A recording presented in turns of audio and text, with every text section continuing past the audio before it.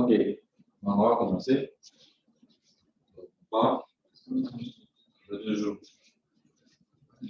Ah, j'étais à terminer en passant. Donc, pour ceux qui ont pensé que vous êtes mal, vous n'avez pas de mal.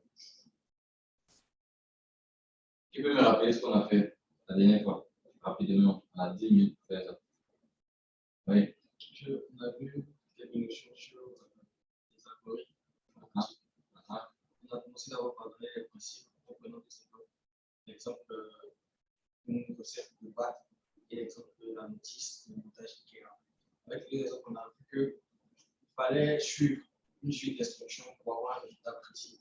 Et lorsque, par exemple, si on prenait une instruction avant l'autre, on ne pouvait pas avoir le même résultat. Du coup, on a dit que l'algorithme était une séquence d'instructions exécutée de façon logique. Et on a vu que les premiers algorithmes qui existaient permettaient de simplifier des opérations compliquées dans des étapes simples. Et on a dit que celui qui avait créé l'algorithme, c'était Khwarizmi. C'était un arabe, Khwarizmi. Al-Khwarizmi. Voilà. Et on a fait un lien avec l'ordinateur. On a dit que l'ordinateur était un appareil qui n'était pas intelligent. Du coup, pour toutes les tâches qu'on allait lui demander, il allait nous demander comment il voudrait qu'on le fasse. Du coup, on devait écrire une suite d'instructions. Cette suite d'instructions était sous forme de programme qu'on allait coder à partir d'un langage. D'accord. Merci, c'est déjà bon. Donc, un programme est un.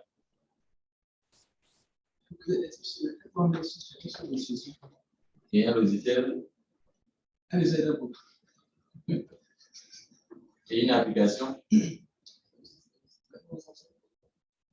Donc, logiciel égale programme,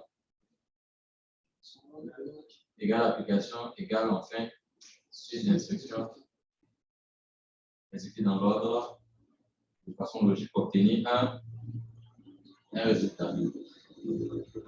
On a vu quoi d'autre? Comment on écrit un algorithme? On peut l'écrire de deux façons. De façon. Ok. Dans ce cours-là, nous allons plus parler sur le code parce qu'il ressemble un peu plus à l'état.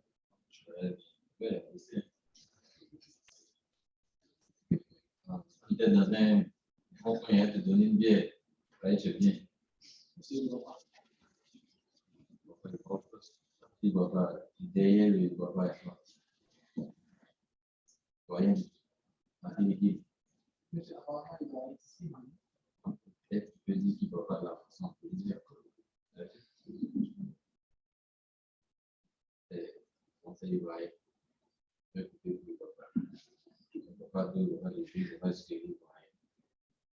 D'accord.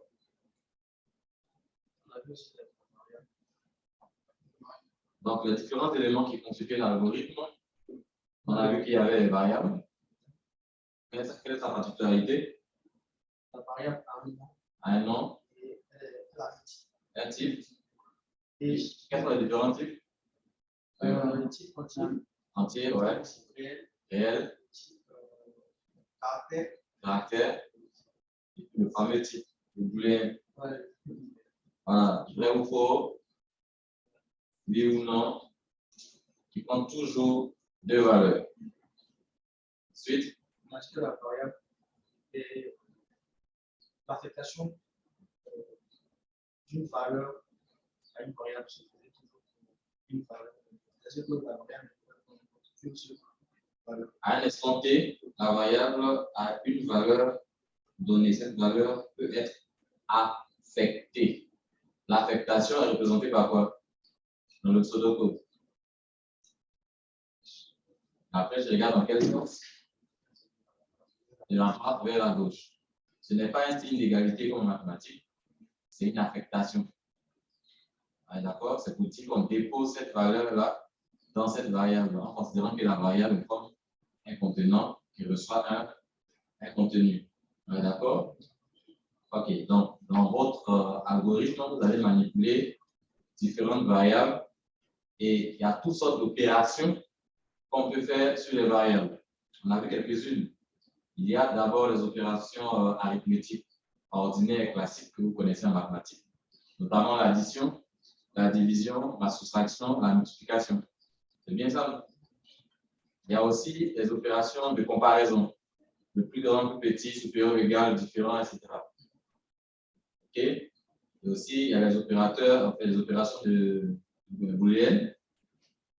Et c'est là qu'on a vu la table de vérité. Hein? Oui, la fameuse table de vérité. Mais quand tu as compris la table de vérité, tu as tout compris en informatique.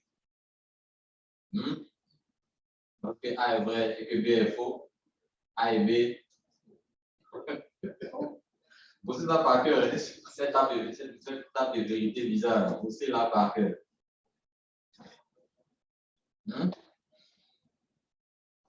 D'accord?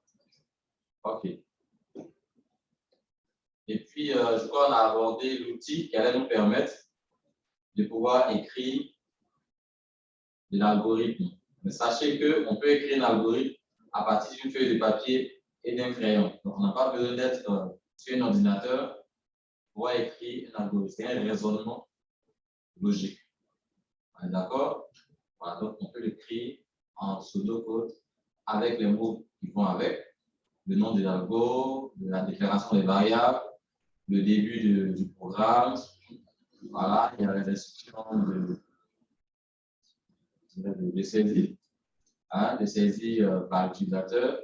Il y a les instructions d'affichage qui permettent d'afficher soit le contenu du variable, soit du texte, soit le résultat d'une opération. Voilà, vous pouvez afficher tout ce que vous voulez.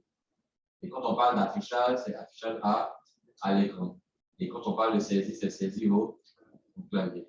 D'accord? Un programme est fait pour interagir avec un utilisateur. D'accord? Sinon, ça sert à rien. Donc, ce qui va rendre l'activité de développement informatique complexe, c'est que vous devez toujours réfléchir à la place de celui qui va être pendant qu'il n'est pas avec vous. C'est ça qui rend ça difficile. Donc, vous allez beau faire tous les schémas possibles. On ne sait jamais sur quel utilisateur on va tomber. Voilà pourquoi un programme, on continue chaque fois de l'améliorer. On continue chaque fois de pouvoir booster sa sécurité, etc., etc.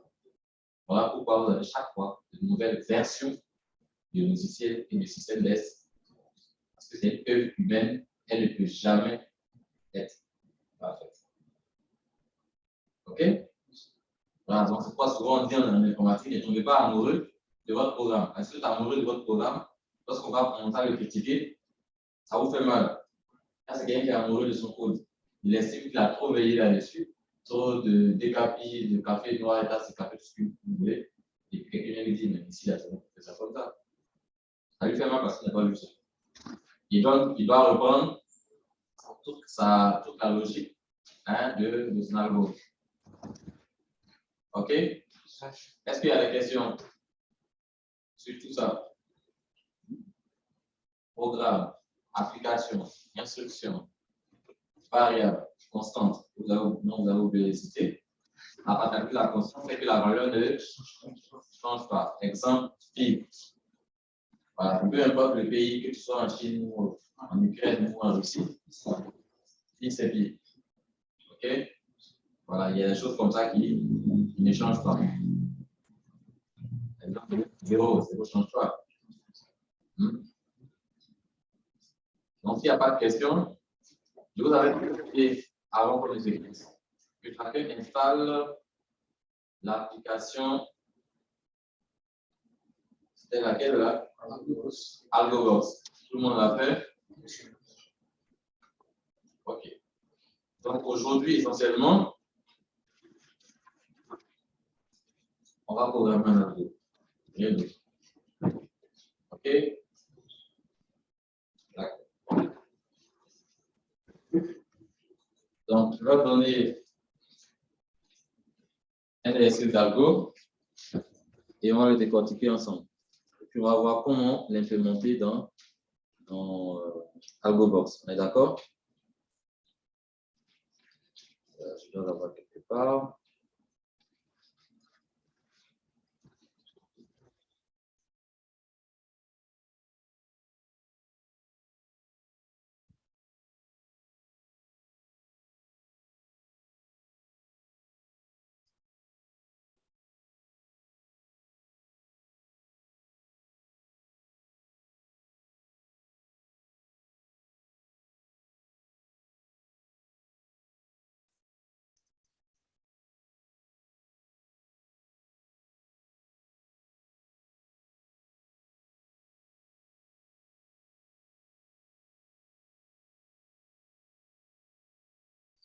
D'accord. Donc, voici le premier. Je le partage. Je ne sais pas si les autres voient, mais il y a de toute façon, il n'y a personne. Ils ne sont pas là aujourd'hui, on dirait.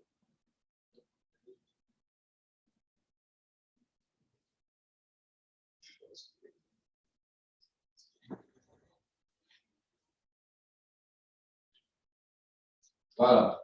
Le premier exercice. Vous voyez, non? Vous avez vu? D'accord. Donc, dans le TP1, valeur des variables. Quelles seront les valeurs des variables A et B après chaque ligne de l'algorithme suivant? OK? La première ligne, algorithme valeur des variables, c'est le nom du programme, de l'algorithme. D'accord? La deuxième ligne, c'est la déclaration des variables. Donc, on déclare deux variables A et B qui sont de type. Donc, on sépare le type du nom de la variable par double point. Ensuite, le programme proprement dit commence avec le mot-clé début. La première instruction, l'affectation de 3 dans A. De 3 à A. Ensuite, l'instruction suivante, on demande d'afficher que A est égal à A. Troisième instruction, on affecte le calcul suivant. La valeur de A plus 5 et ce résultat est affecté à la variable B. Quatrième ligne, on demande maintenant d'afficher que A égale A et B égale B. La ligne suivante, on affecte maintenant la valeur 7 à la variable A. Et enfin, on affiche que A égale A et B égale B. La question, elle est au-dessus. Quelles seront les valeurs des variables A et B après chaque ligne de l'algorithme suivant? Quand on parle de chaque ligne, ça commence juste après le début. Donc, c'est le début et avant-fin. Il y en a combien de lignes? 1, 2, 3, 4, 5 et 6. Sur chacune des lignes, chacun va prendre une feuille de papier. Il va me donner la valeur de A et de B pour chacune de ces lignes. Et ensuite, on va coder cet algorithme dans AlgoBox pour vérifier ce que vous avez dit là est vrai. Déjà, à l'œil nu, il y a rien qui peut trouver, mais il faut être habitué. Parce qu'il y a des parties où A est du texte et il y a des parties où A est une variable. Tu as compris. Qui a fini? Qui a fini? Et pour vous aider, vous faites simplement un tableau. OK? Un tableau dans lequel la première colonne, on fait deux colonnes avec le nom des variables. Donc on aura la colonne de A, on aura la colonne de B, et puis on aura la colonne des calculs. Ça vous permettra de voir les différentes valeurs que A et B prennent au fur et à mesure que vous faites les différents calculs. Non, pas qu'un travail d'impôt. Si tu lances, tu vas faire faux et tu vas m'obliger à dire la vérité. Il ne faut pas résister à nos mensonges. Tu ne peux pas trouver ça, à moins que tu aies fait de la programmation.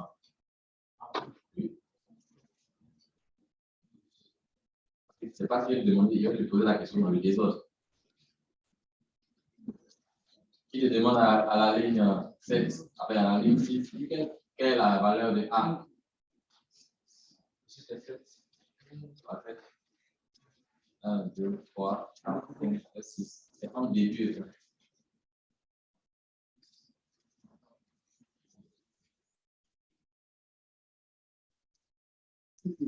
peux mettre la déclaration des variables dedans pour rendre encore plus corsé.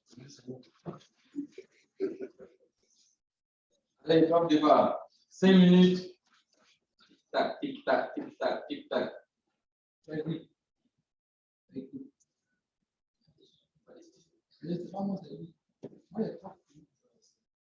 Ça n'écrit pas?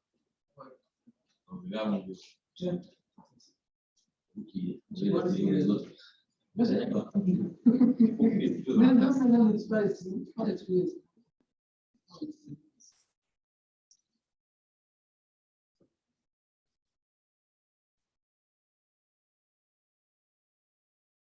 déjà fini ça. Vous avez fait ça. C'est trop loin dans ta tête. Très loin. Et moi, je vais dire. C'est la première fois que je fais la police quand j'étais en classe de seconde. Et j'ai fait ma seconde, 1998.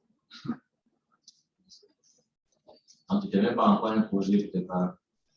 Mais je ne t'ai pas encore rencontré. 98. Je n'ai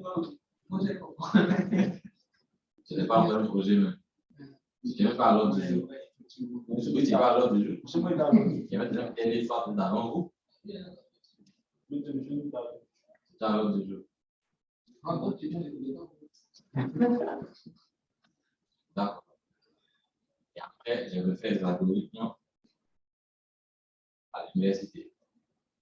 Et depuis là, je n'ai plus fait. Jusqu'à ce que je vienne de nouveau. Chacun de nous s'est passé sur la dernière fois qu'il a eu une algorithme. Je suis le mieux placé. C'est que tu sois proche de nous en fait.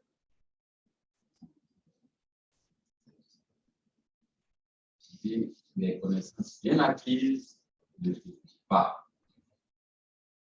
C'est faux? Je me rappelle encore que c'était une récitation de l'école primaire. L'impact que c'est pas un écosystème. Et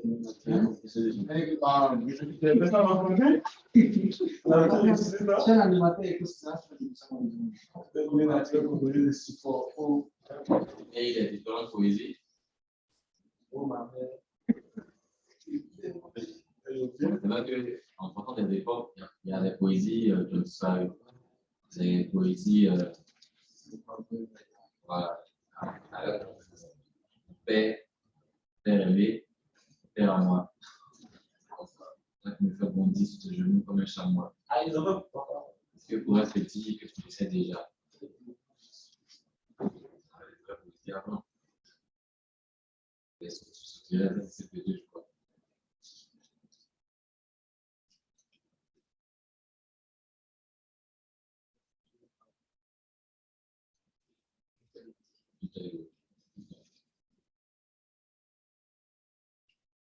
Et puis après, c'est feeling seulement. Vous obligez trop.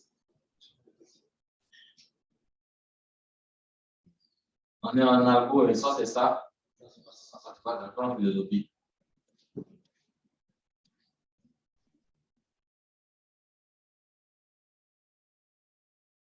Est-ce que je ne sens pas? Pourquoi? Je ne sais pas. Juste que le mec était laissé là. Tout est parti. C'est là parti. Ça y est là. C'est la manière de comprendre. C'est ce qu'il a fait. Oui, bien sûr. Après, l'intelligence collective. Je suis pas sûr. On est en groupe. On ne pas comme. C'est juste qu'il y a un qui connaît beaucoup de les autres. C'est moi.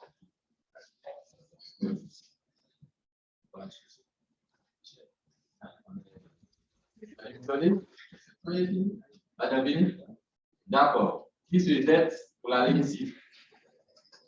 Parce qu'il y a des malades dans l'autre. Monsieur, pour la ligne 6.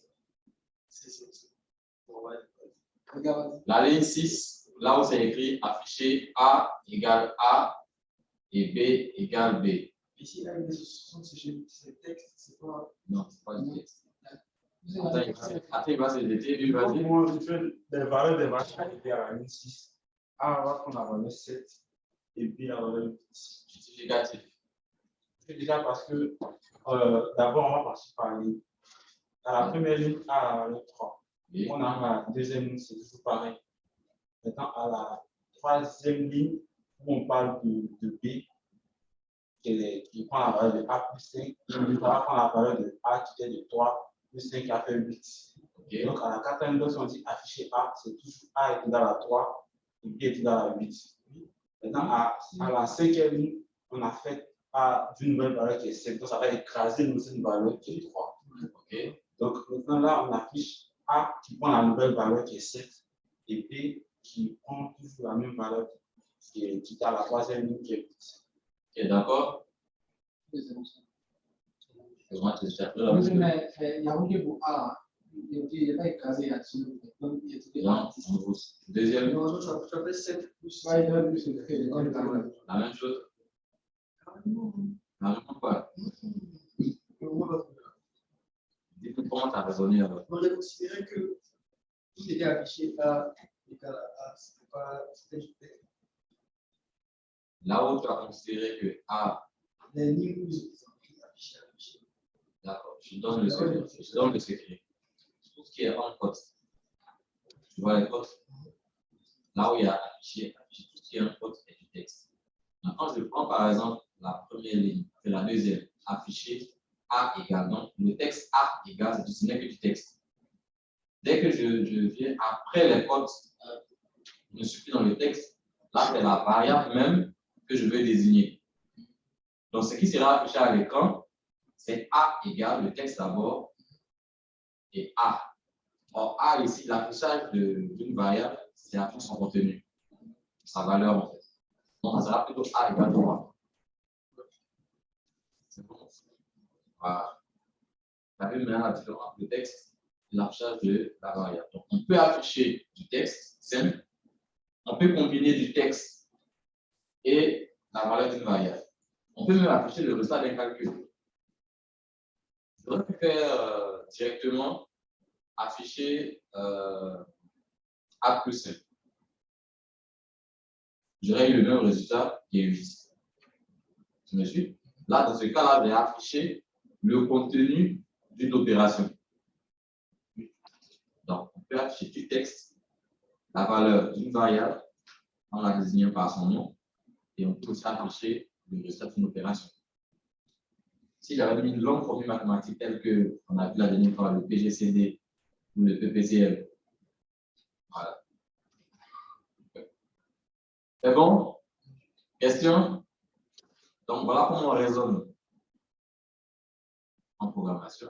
Et quand tu as pu les raisonner, l'ordinateur ne sait que à vérifier le résultat.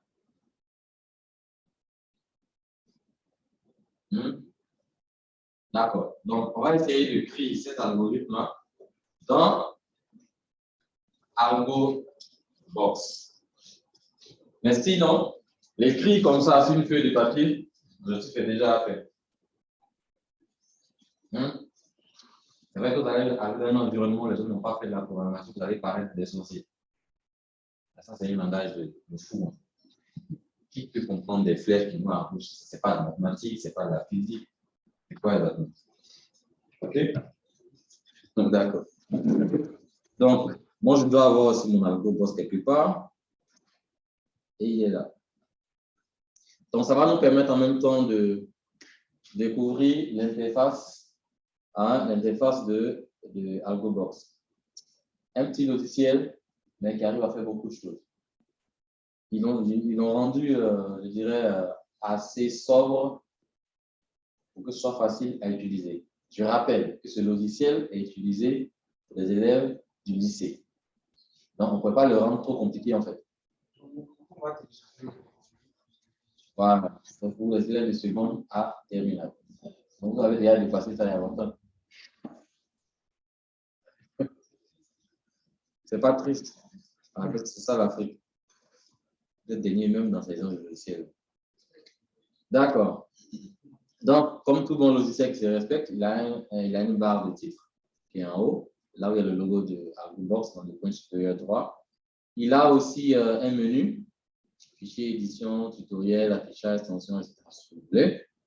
Ensuite, on a une barre d'outils, nouveau, ouvrir, sauver, et puis tester. Donc, principalement, vous allez travailler avec ces 4 boutons. En dessous, à propos de cet algorithme, c'est juste un commentaire pour présenter votre programme, ce que le programme fait, voilà, qui est l'auteur, qui a fait, etc. OK? Ensuite, il y a les paramétrages de l'algorithme. Au cas où il y a des nombres à virgule dedans, est-ce que je peux les arrondir automatiquement? Donc, pour l'instant, c'est paramétré par défaut sur arrondi autour qui est vrai. OK?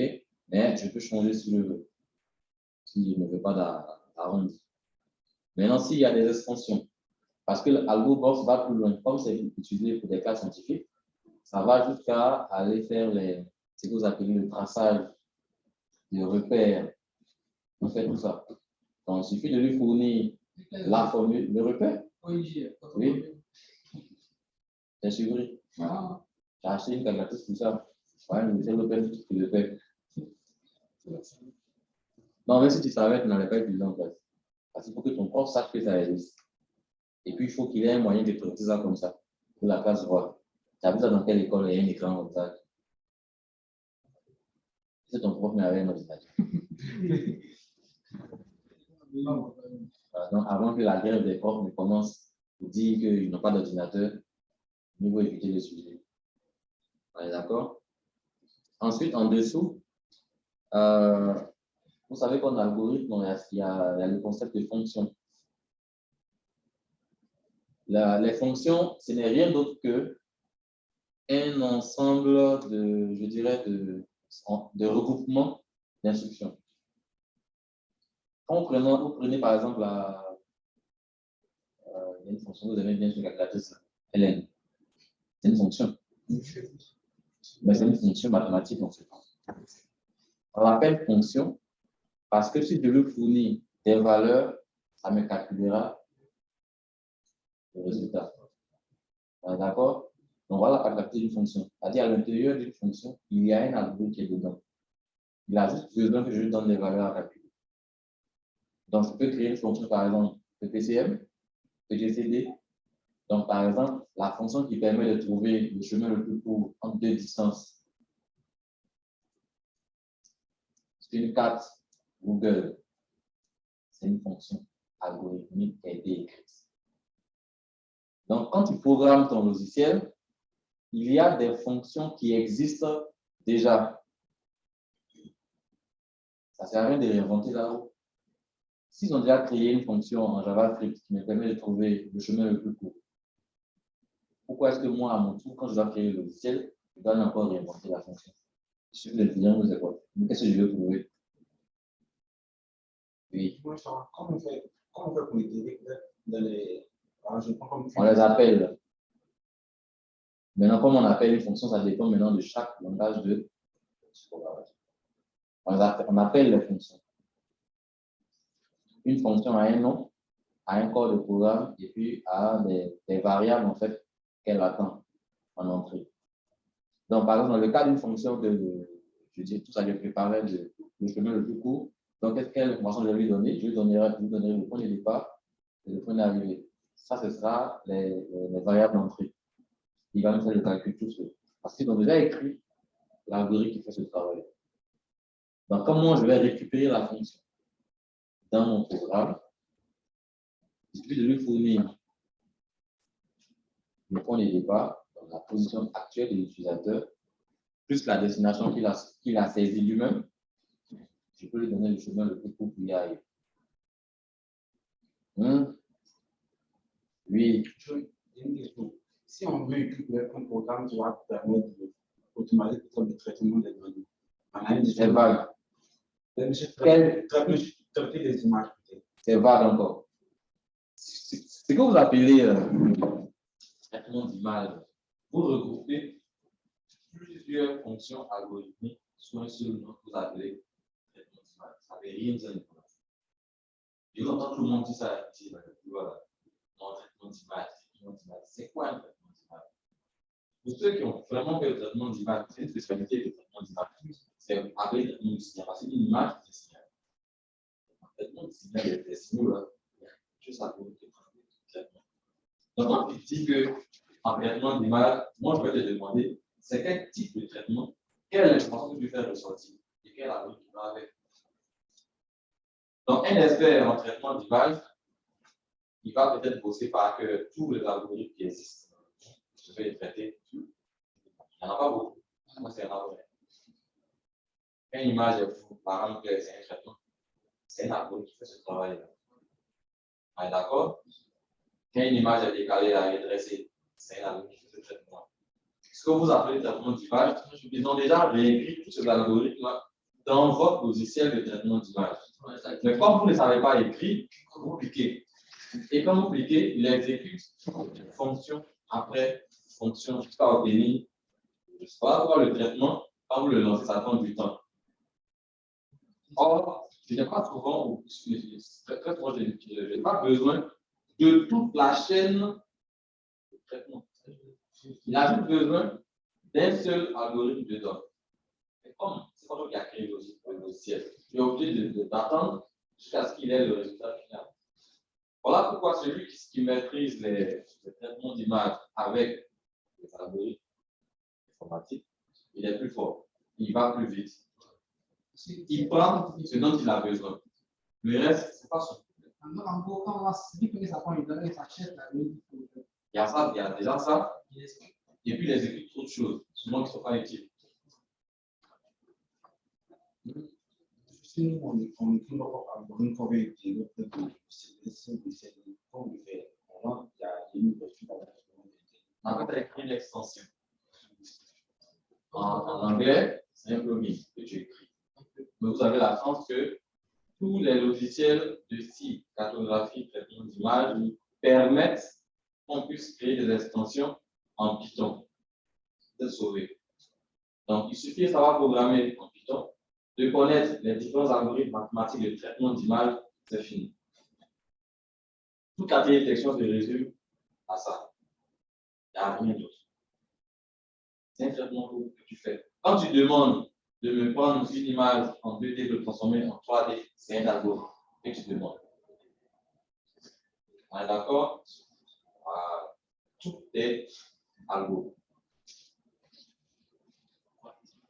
Or, les formules mathématiques, ces algorithmes existent depuis des siècles. Ce n'est pas Andy qui a créé, ce n'est pas Aguiaz qui a créé. Ce sont les mathématiciens qui ont créé. Voilà, c'est tout. Ils ont pris le temps que tu ne veux pas prendre d'étudier l'algorithme à part, d'apprendre un langage de programmation que tu ne veux pas faire aussi. Ils ont mis les deux ensemble et puis tu le vends très cher. Sur le temps qu'ils ont eu à mettre là-dessus. Donc, vous voyez que un informaticien ou un développeur en général, il a toujours les livres en tête. Parmi tous ceux qui utilisent notre tâche, c'est le plus libre dans la tête. Il est capable de faire ce qu'il veut. Donc, il est libre. Or, vous avez les mains liées. Chaque fois que vous voulez faire quelque chose, tu es bloqué. Tu ne sais pas comment on fait. Tu t'arrêtes là où le logiciel s'arrête. D'accord?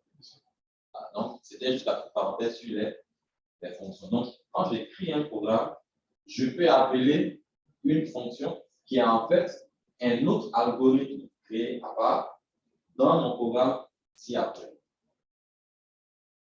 Donc, si j'ai une fonction qui existait, c'est dans la partie fonction utilisée que j'allais mettre le nom de la fonction que je veux. Mais ça veut dire qu'il faut que la fonction existe. OK? Pour l'instant, on n'est pas encore au niveau des fonctions. Mais une fonction est elle-même un algorithme. Donc, ce qui est le plus important, c'est savoir écrire. OK? Et quand on parle de programmation orientée objet, vous avez déjà entendu quelque part, c'est le deuxième niveau de la programmation.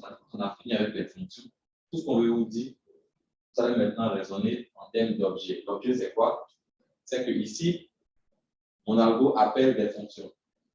Dans la programmation orientée objet, on appelle des objets. Les objets, en réalité, sont un ensemble de fonctions.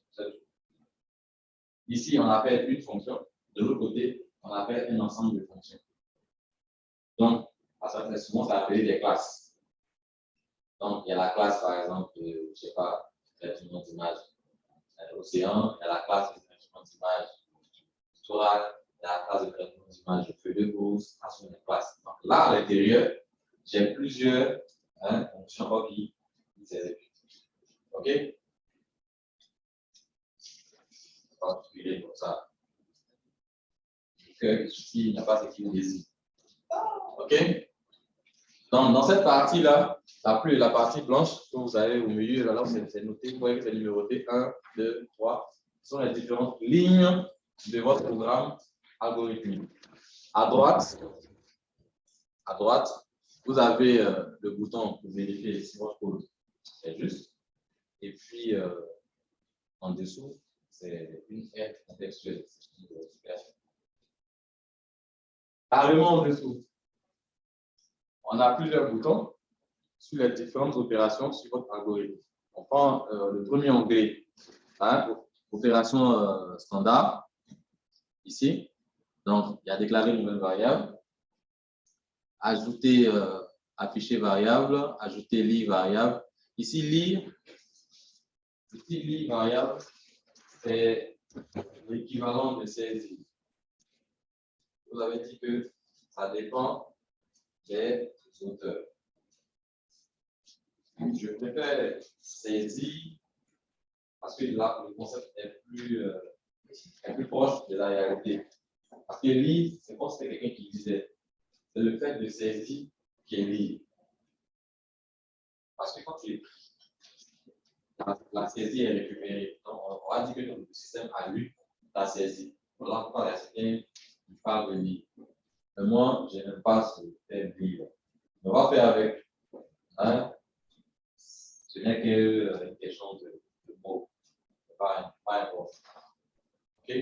Afficher le calcul. Ensuite, vous avez la troisième rangée là. On va commencer les programmes sur les conditions. On va avoir les programmes sur les conditions. Il y a des si, il y a des sinon, sinon que, etc. Sinon si, si. Autant d'implications de si que possible. On a un raisonnement logique. Donc, il n'y a pas de limite dans les conditionnements.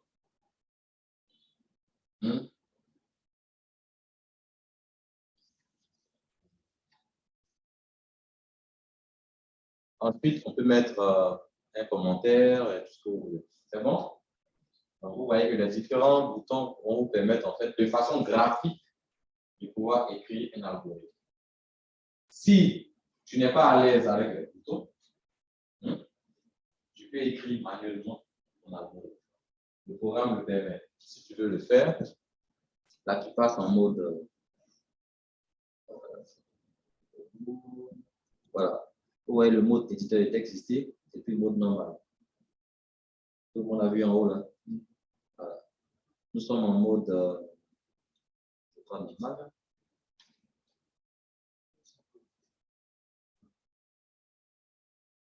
On est en mode éditeur de texte. En mode normal, vous voyez que tous les boutons en dessous là sont désactivés. D'accord? Et quand vous répliquez sur le mode éditeur de texte, les boutons sont à nouveau actifs. Donc, quand on parle de mode normal, c'est celui qui veut écrire les mots-clés, variables, début algorithme, fin algorithme, etc. OK? De toute façon, en programmation de langage, ça ne sera pas des boutons. Tu vas écrire. On écrit, tu codes. Quand on dit qu'on code, on écrit. Ce qui n'est pas écrit, c'est pas écrit à la main. C'est ici. C'est bon? On peut tester notre petit, le petit algorithme qui permet de faire. Donc, je vais mettre les deux côte à côte pour qu'on puisse voir au moins ce qu'on écrit. Voilà. Je te réduis. Voilà. Toi aussi, je te réduis. OK. On regarde ligne par ligne.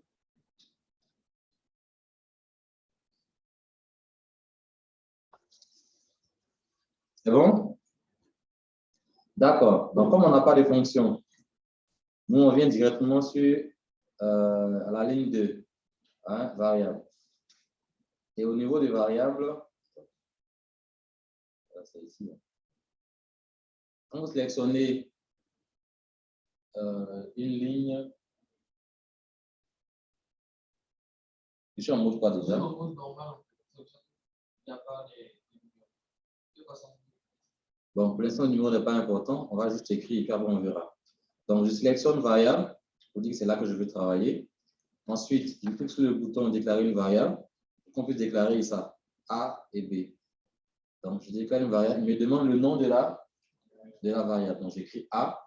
C'est de type entier. C'est considéré comme un nombre dans la GoBox. Ici, il ne fait pas de distinction entre entier et puis nombre à virgule. D'accord? Voilà. Donc, je fais OK. Vous voyez, la ligne est sortie. Tout le monde voit A est du type nombre. OK? Et comme je vais écrire juste en dessous de cette ligne, donc je sélectionne d'abord la ligne avant de déclarer encore une nouvelle variable. Je clique encore déclarer une nouvelle variable. Cette fois-ci, c'est B. Je fais OK. Voilà. Donc, on a les deux variables qui sont déclarées. C'est bon? Donc, on arrive maintenant ici. On a la chance. AlgoBox a déjà écrit ça pour nous. Donc, ce qui nous intéresse ici maintenant, c'est l'affectation. Donc, on se met juste sur la ligne début algorithme.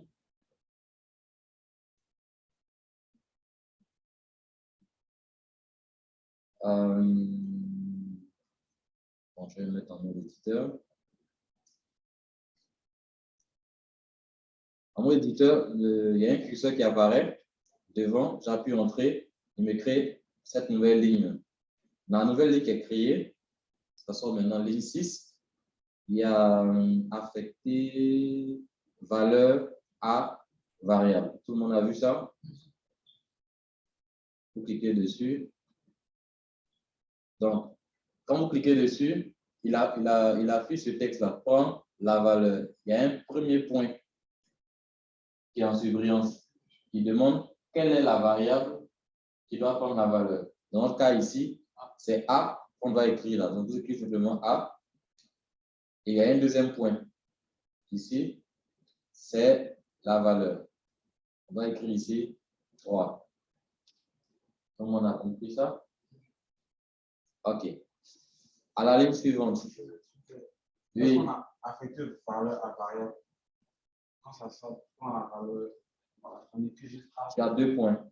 Il y a un premier point qui sort devant. Ça, c'est le nom de la variable. Et un deuxième point à la fin, c'est la valeur à affecter.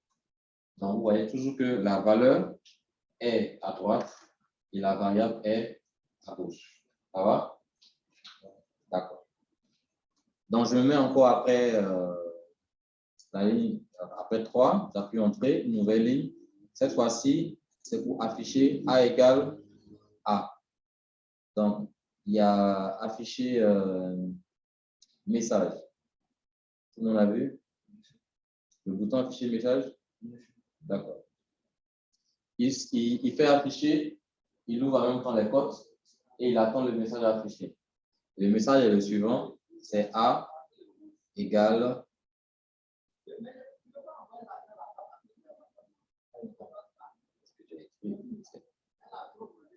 c'est juste A égale. Il n'y a rien d'autre. D'accord. Ensuite, ici, en fait, il décompose la ligne affichée A égale A en deux lignes. Il fait d'abord afficher ça et ensuite afficher ça. Tout le monde a compris? Ça se fera en deux lignes. Donc, je reprends encore. Cette fois-ci, ce n'est plus afficher un message, c'est afficher. Je ne vois plus ce truc. Ah oui, OK. Et la variable affichée, c'est A. OK. La ligne suivante, D, on doit affecter.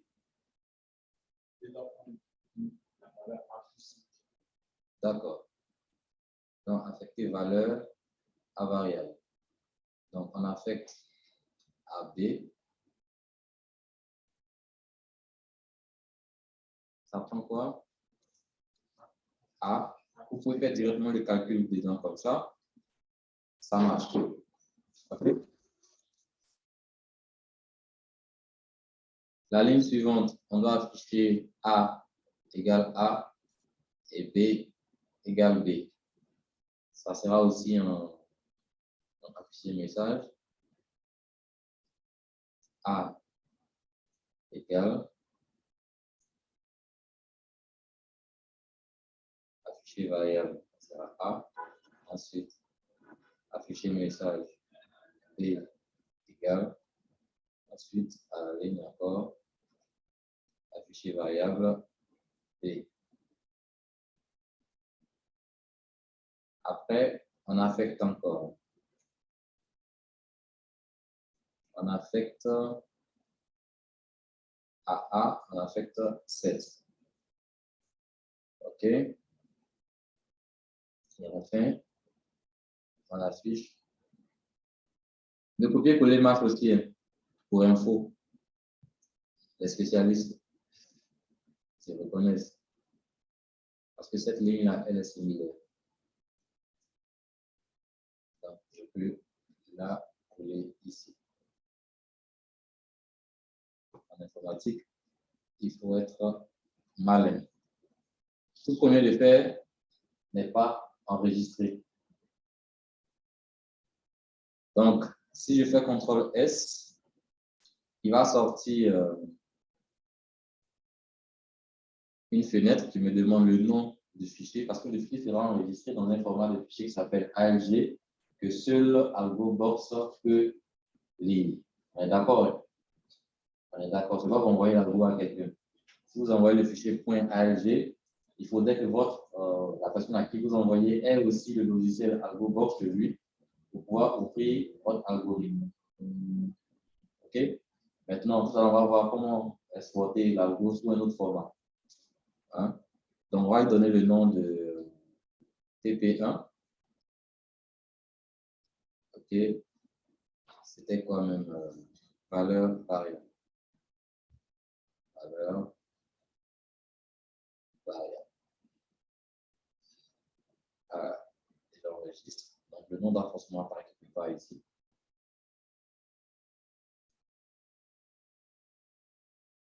Tout le monde a fini? Sûr.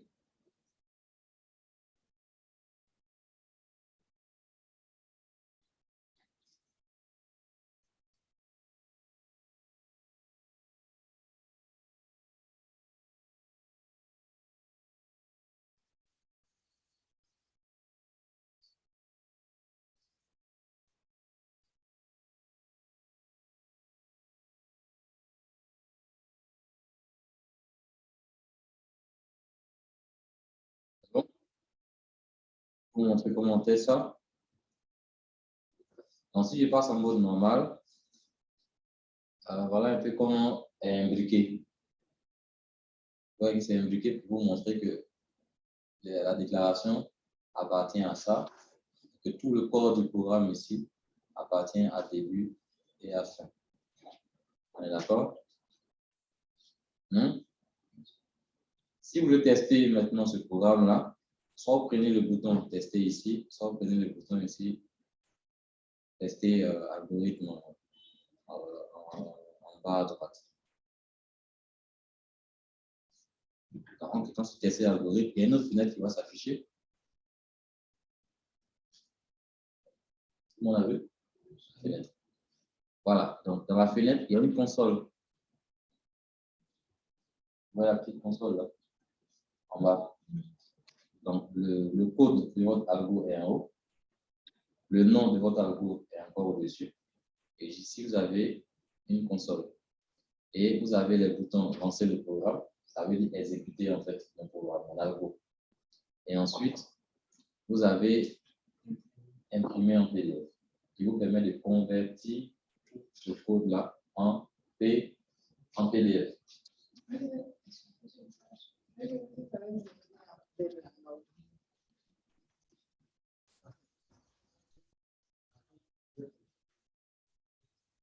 Donc, je lance le texte de mon algo.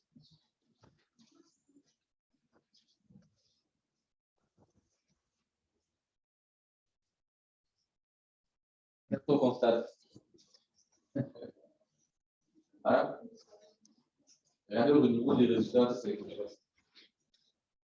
C'est vraiment réagir. A égale à 3, A égale à 3.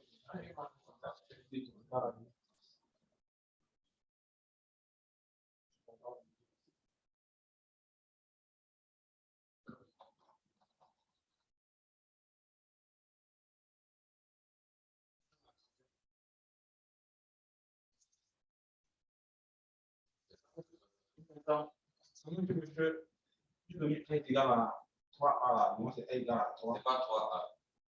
A égale 3. A égale 3. B égale 8. A égale 7. B égale 8. Pourquoi? Tu n'as mis aucune instruction pour faire ce travail-là. C'est ce que tu as demandé.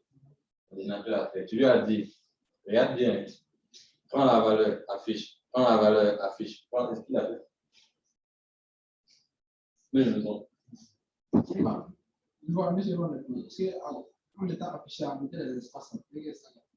Donc, c'est au niveau des espaces. Donc, si tu veux corriger, tu corriges tout. Affiché A, on a mis affiché A égale, et puis on a mis un espace. Le premier affiché, c'est où? Affiché A. Affiché A, Égal. après égal, on a mis espace. On a vu, on a mis affiché A. Donc, les trois qui sont affichés dans le même espace. Après, on a mis B affiché dans le même. Mais Si tu veux, mais dans l'espace. doucement, tu fais ce que tu dis. Ce n'est qu'un test. Tu refermes, tu reviens dans le go. Et ce que tu veux modifier là, tu peux modifier. D'accord? Je mets en texte. Ici, par exemple, tu veux un espace ici. Tant que c'est dans les codes, tu peux faire ce que tu veux. Hein, je mets l'espace que tu veux là. Ok, j'enregistre. Je peux retester.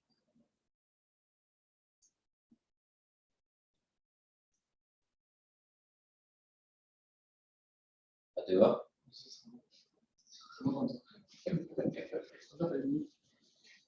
Question?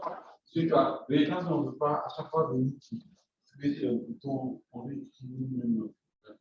Et là, on passe au monde normal. Non, en mode éditeur. C'est là que tu as la main avec le curseur qui peut mal écrire. Tu sais comment je fais pour écrire? Mais en fait, si on ne veut pas à chaque fois venir assister à Tu l'écris. Le texte, là, tel que c'est écrit. C'est tout. Si tu as remarqué, les mots-clés de l'algorithme sont écrits en majuscule, et puis le reste est écrit normalement. Hein? Mais dans un langage de programmation, les mots-clés dans le langage ne sont pas écrits en majuscule. Ici, on vous apprend de résoudre. D'accord? C'est ça le rôle de l'algo en programmation, c'est d'apprendre à résoudre. Qui a essayé d'imprimer en PDF? Voir à quoi ça ressemble. Si je vais donner mon code à quelqu'un, je vais juste lui donner la code. Vous voyez que tu donnes et le code et les résultats obtenus.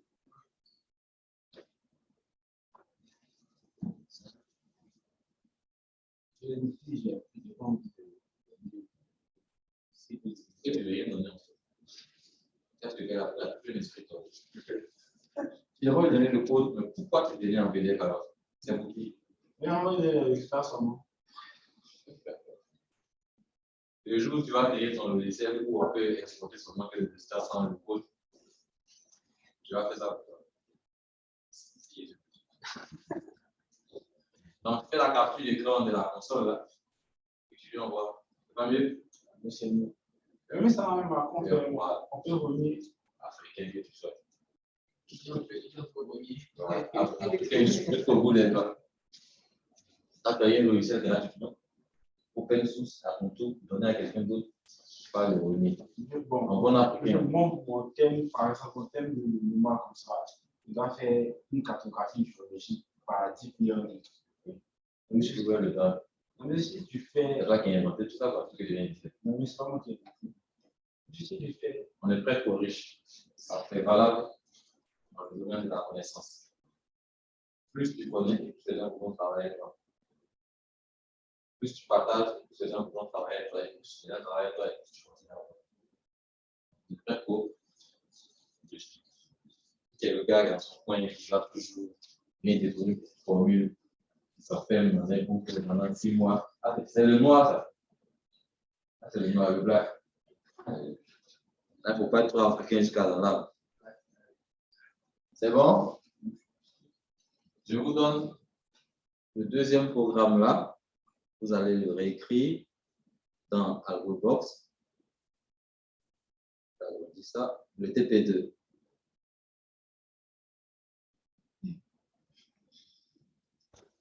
C'est fini. Peut-être admiratif, pas au TP. On est là pour écrire le truc.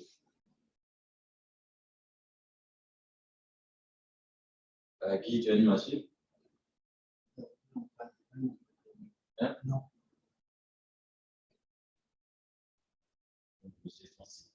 Ça existe. Comment tu fais ta mine derrière? À ton téléphone.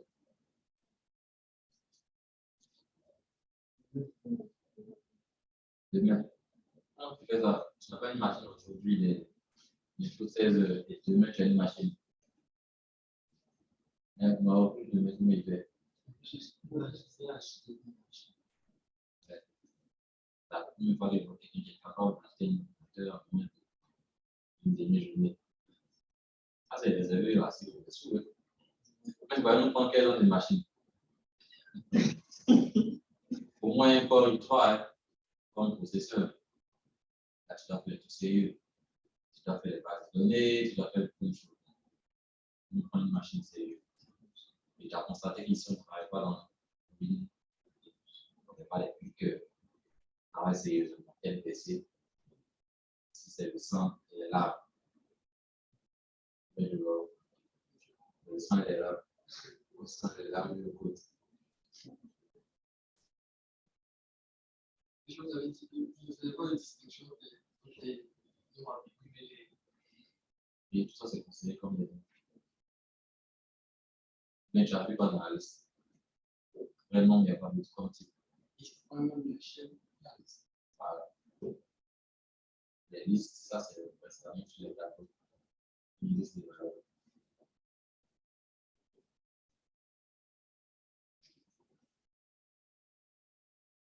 Les pages, c'est une portion dedans. Interne.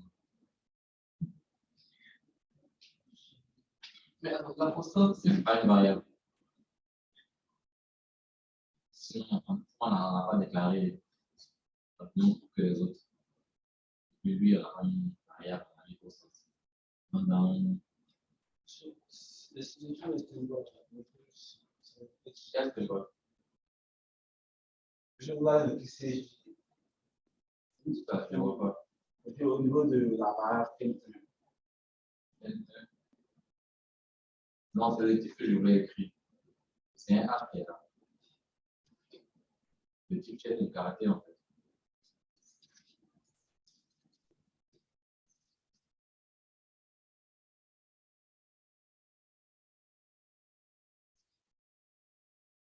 Rappelez qu'il y avait dans la division, il y avait la division entière, puis il y avait le reste. Vous vous rappelez ça? Quand on veut le reste, ça s'appelle modulo. Vous voyez ça, on fait ça. Opération. Vous avez le droit de tester, retester, jusqu'à ce que ça marche. On est d'accord? Donc, n'ayez pas peur de vous tromper. Ce n'est qu'un programme. On peut le réécrire, on peut supprimer, on peut refaire. Autant de fois que possible, on trouve. C'est dans le sang et les larves.